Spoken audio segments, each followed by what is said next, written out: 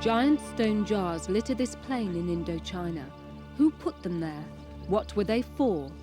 Can science unlock the secrets of the plain of jars? In Turkey, can this man cast light on the lost art of the ancient architects?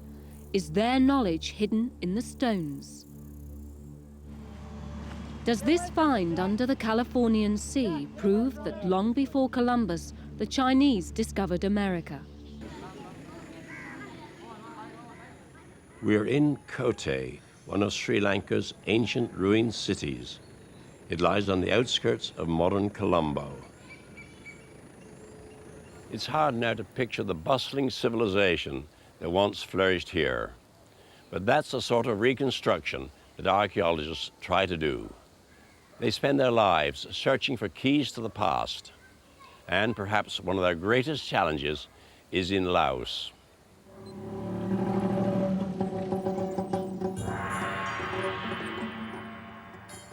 The fabulous temples and golden statues of Vientiane hide an even greater treasure. For Tongsa Sayavongkamdi, a journey to the strangest place in Indo-China begins with this jar. The plain of jars is a large area where thousands of jars have been lying there for more than 2,000 years now. And no one knows exactly who made them, why they were made. And there are a lot of mysterious things about these jars.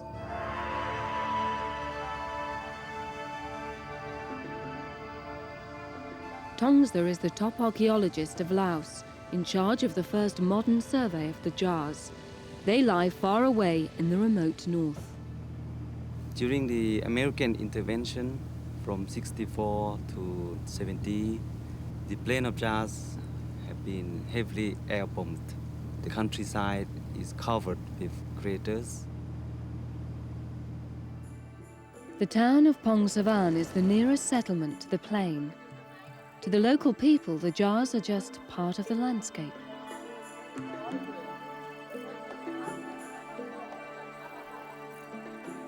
The jars are scattered over 600 square miles. In the province of Siang Quang, there are about 20 sites where there are jars. But this site is the biggest. It is called Ban Ang. There are more than 250 jars in this site. The jars here in Ban Ang are made of sandstone, but in other sites they are made of quartz. But the interesting thing is that this rock is not available around the sites.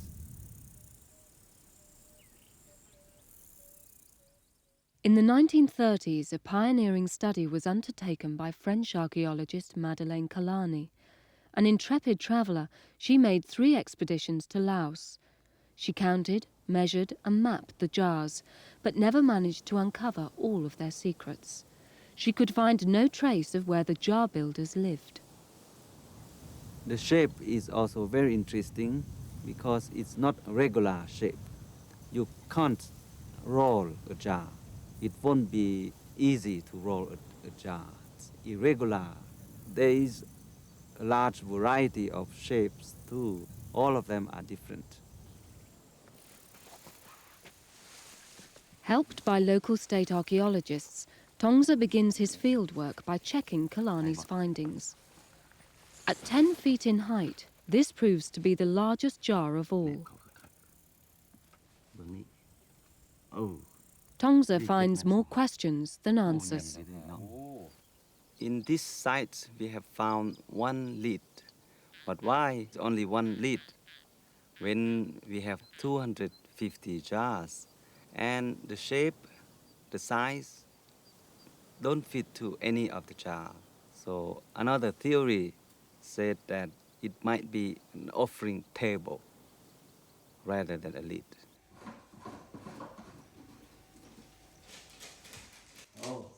At the nearby mineral water bottling plant, local entrepreneurs are tapping the jar's commercial potential.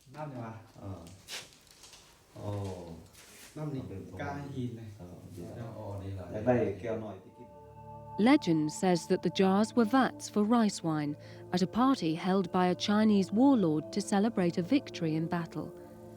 Other stories say they were cocktail glasses for giants. But Tongza thinks that Madeleine Kalani had the best idea. My feeling is that this site is funeral site. It's a graveyard. There is a large cave with two man-made openings on its roof. And there is a theory which I support, suggesting that it used to be a crematorium and remains were kept in the jars. And we'll have to look for these remains. The Plain of Jars, it's unique of its kind. It's very valuable cultural site. It's a place full of mysteries and questions, and we are just trying to find the answers to them. What an extraordinary place. I wonder if the people of the future will be as puzzled by the bomb craters as we are by the jars. The only thing that would clear up this frustrating mystery would be some kind of written document explaining why people created it. And that's very unlikely now. But sometimes archaeologists do find surprising answers, often against most formidable odds.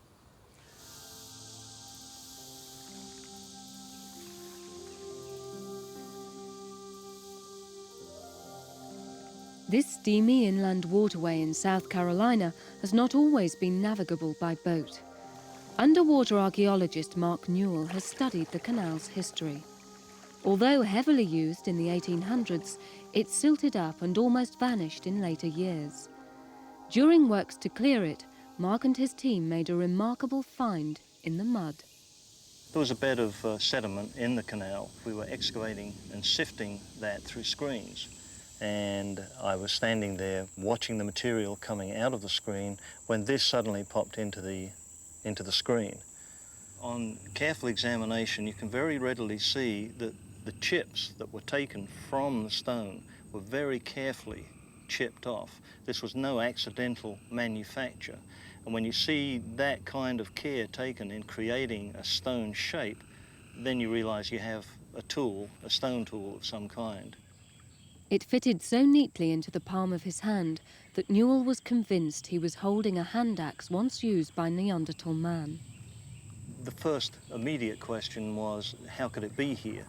I checked with various experts and immediately established that it definitely wasn't a South Carolina tool, and from the general shape it was thought that it was very similar to European ancient tools. So we began to examine that possibility.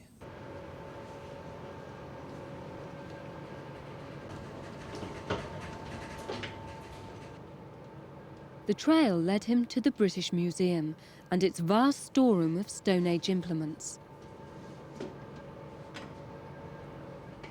Oh, jolly good. What have we got here? Oh, yes. The boxes contain specimens of every type of prehistoric tool. Yeah, so those contrast nice. Thank you. Jill Cook has years of experience in identifying and dating them.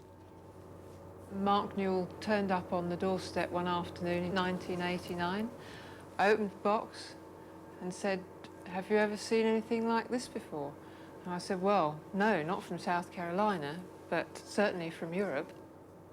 Jill Cook recognised telltale markings that told her the axe was carved over 200,000 years ago. She suspected it came from France. I advised Mark to take it to a geologist who would be able to identify all the little microorganisms in the raw material which will indicate where the flint might have come from. With the results of the geological analysis, we know that this little chap must have come from southwest France, the hinterland of Bordeaux, where it would have been made about 350,000 years ago. Our problem is, how did it end up in South Carolina in the 18th century? The trail led back to Charleston. The search for clues took Mark Newell to the city's private library.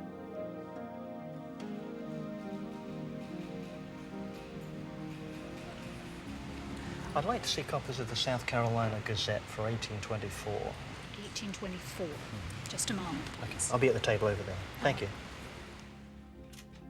In existence since colonial days, the Library Society is the repository of local historical knowledge. Newell's hunch was that the answer lay in newspaper reports of a tragedy on the Santee Canal where the axe was found. The Gazette, 1824. We do ask that you be very careful. The pages are brittle, and so they tend to tear or flake easily. And if there's anything else you need, just ask. Thanks, Leanne. One of the most interesting items we found was this report right here in the Gazette of Saturday, May 22nd, 1824. And it's an account of how a canal boat belonging to a Mr. Sailor of Charleston blew up in the Santee Canal when its cargo of vitriol and gunpowder mixed. And that began to give us an explanation or some clues as to how the stone might have ended up in the canal. The small vessels that plied the canal in those days carried rocks and stones as ballast. Often this came from ocean ports, dumped by ships from Europe after taking on new cargo. When the boat blew up, the explosion scattered the entire contents, cargo and ballast rock, throughout the canal. Plus, the canal boat would have been dragged through the canal to clear it after the accident, again depositing its contents along the length of the canal in which our excavations took place. For a 250,000-year-old Neanderthal chopper core to be transported from somewhere near the port of Bordeaux to Charleston, and from Charleston into the Santee Canal, and then to be discovered that many years later is pretty phenomenal. Off the coast of California, these divers know that beneath the waters of the Pacific, they will find puzzling archaeological treasures. Dive, dive, dive. In 1975, skipper Bob Meistrel retrieved a strange stone from the ocean floor. A hole had been drilled clean through it. The divers are looking for some more.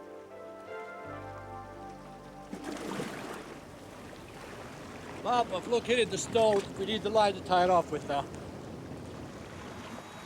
The stones had obviously been carved deliberately.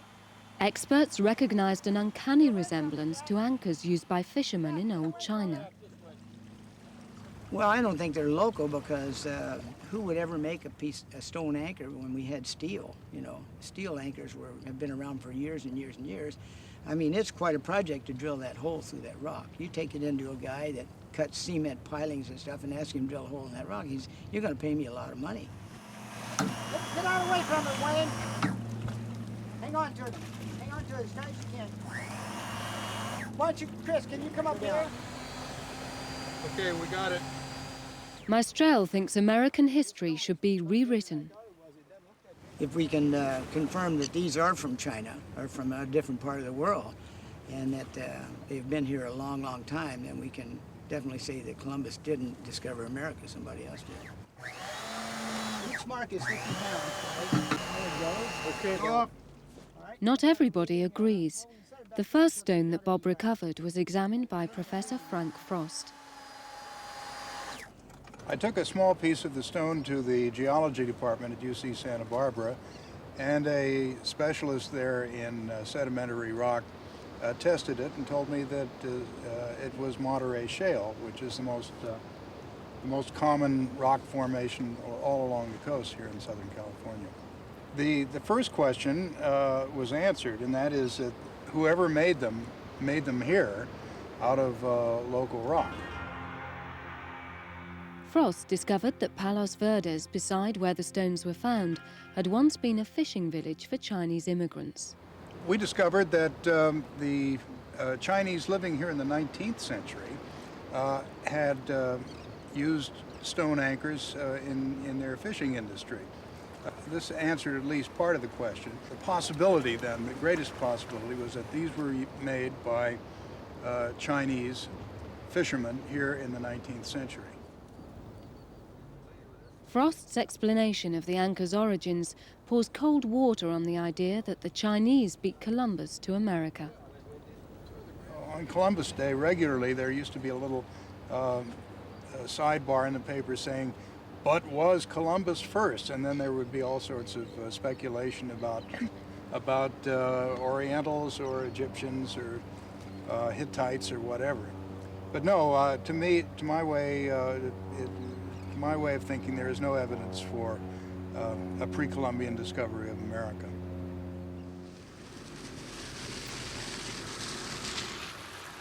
Another riddle lifted from the seabed has taken 60 years to solve.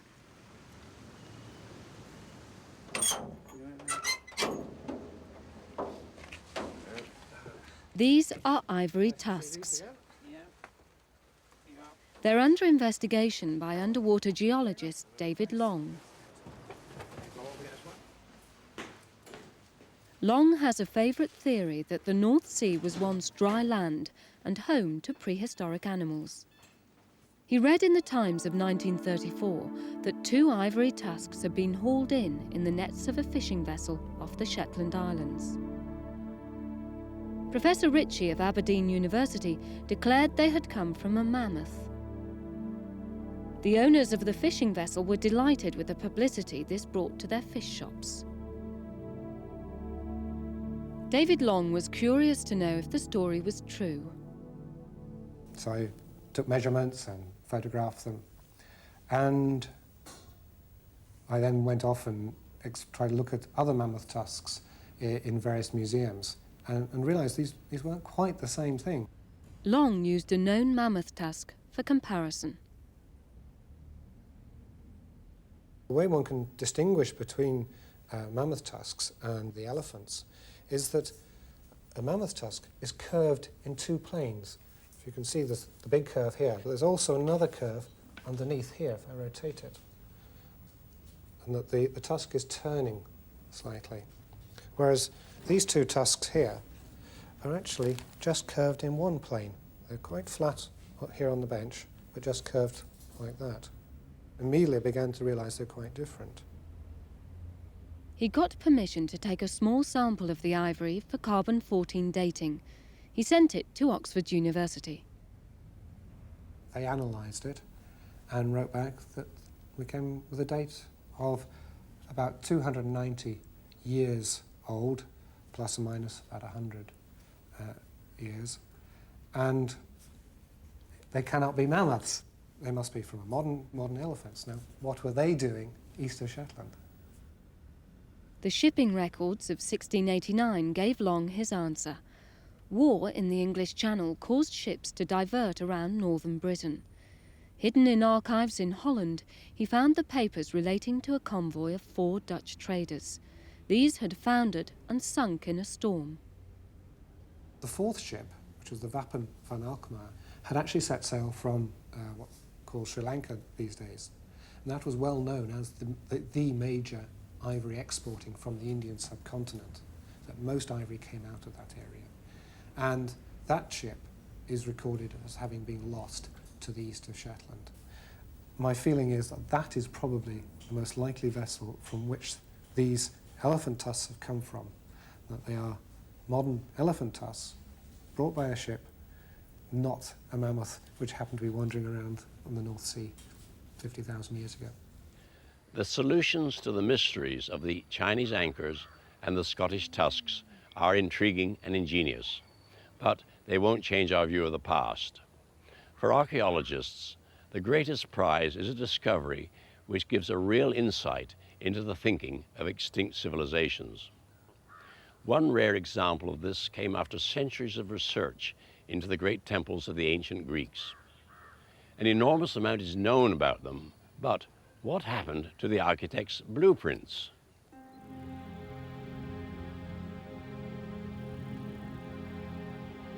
The Temple of Didima in Turkey was built in honour of Apollo. The god of light, art and prophecy was said to have been conceived under a nearby laurel tree.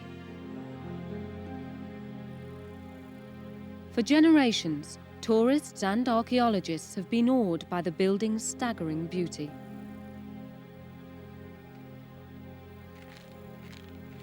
German researcher Lothar Haselburger has been studying the building since he first came here in 1979. The architect, he was just genius, the amount of refinement that boils down here in fractions of inches. And it's just a tiny detail of this giant building, and this created this beauty that we are still amazed of. Lothar learned the temple's history, but no one knew how the architects had planned it until he took a walk amongst the ruins one afternoon.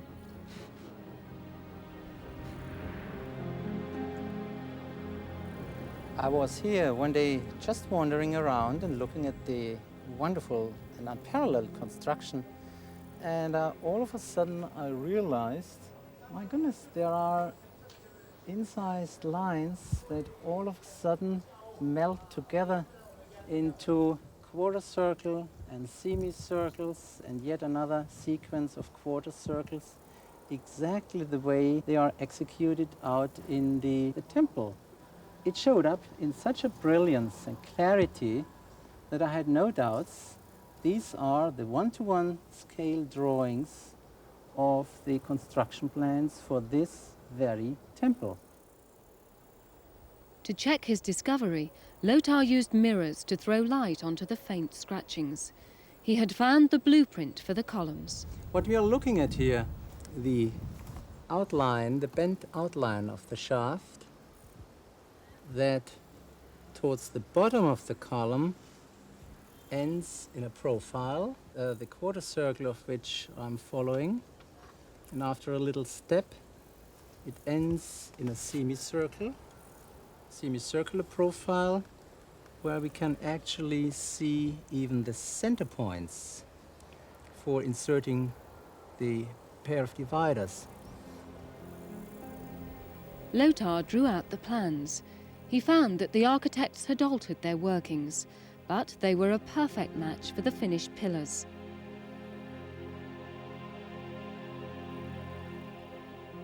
An accident of history had given Lothar this chance of a lifetime discovery. I was able to find these drawings because the temple was left unfinished at the end of antiquity.